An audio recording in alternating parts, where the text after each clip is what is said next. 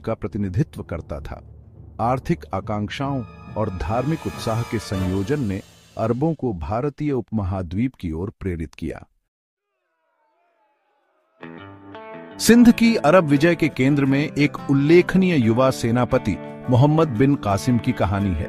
मुश्किल से किशोरावस्था से बाहर कासिम को फारस को भारत से अलग करने वाले विश्वासघाती इलाके में एक दुर्जय सेना का नेतृत्व करने का काम सौंपा गया था।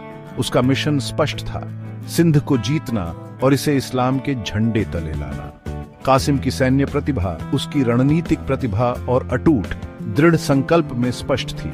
उसने कठोर रेगिस्तानों को पार किया, अपने विरोधियों को पछाड़ा और साहस और अनुशासन के साथ अपनी सेना का नेतृत्व किया।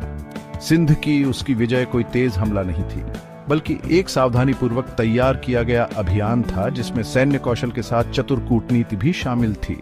712 ईस्वी में रावर के निर्णायक युद्ध में कासिम की जीत ने हिंदू राजा दाहिर के पतन और सिंध में अरब शासन की स्थापना का मार्ग प्रशस्त किया।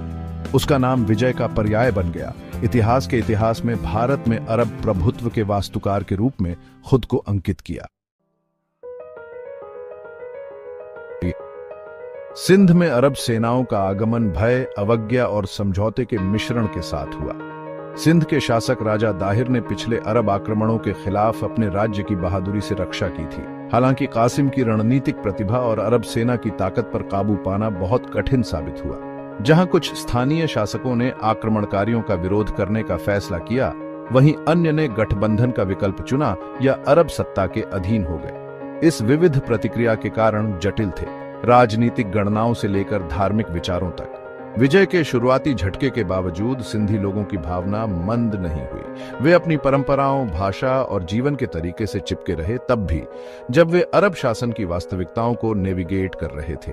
यह लचीलापन आने वाली सदियों तक सिंध के सांस्कृतिक परिदृश्य को आकार देगा।